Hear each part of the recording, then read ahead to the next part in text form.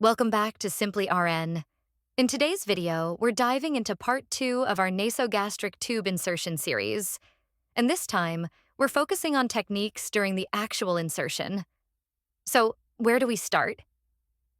We will start with positioning.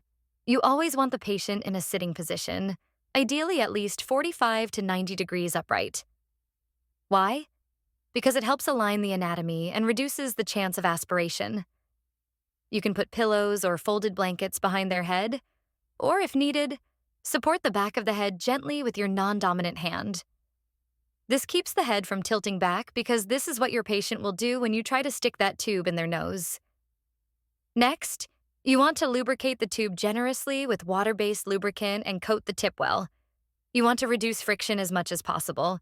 With the curved tip pointing downward, insert the tube into the nostril and point it straight toward the back of the throat. Not upward, but parallel to the floor of the nasal canal. Once you reach the back of the nasopharynx, you will feel some resistance.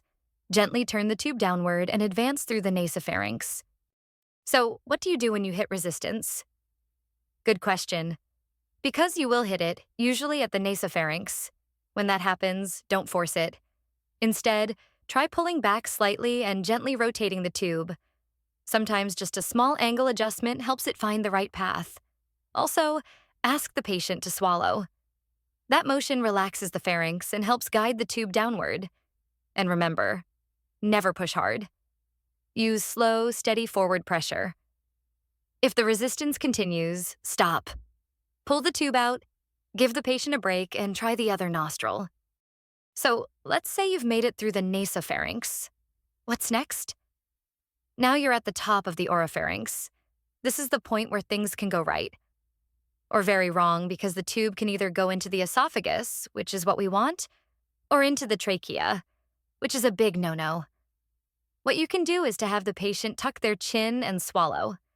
Chin-to-chest positioning helps close off the airway and guides the tube into the esophagus. You can give them a cup of water with a straw and ask them to keep sipping as you advance the tube slowly to the measured length. But how do you know if the tube went into the trachea? Watch the patient.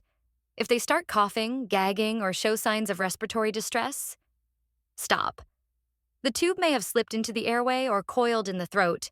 Pull back slightly, let the patient recover, and resume when they're stable. Now, before we wrap up, let's go over the supplies you'll want ready to go before you even begin.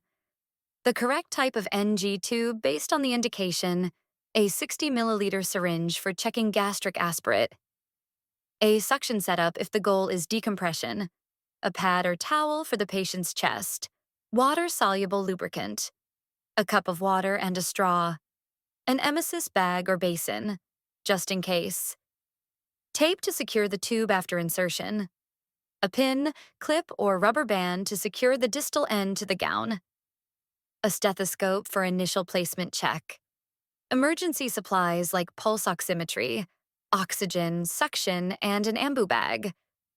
And of course, regular gloves, because this is a clean procedure, not sterile. All right, that wraps up part 2 of our NG tube series. Next time, we'll talk about how to confirm placement and how to manage the tube once it's in. Thanks again for watching SimplyRN. And as always, this video is for educational purposes only. See you next time.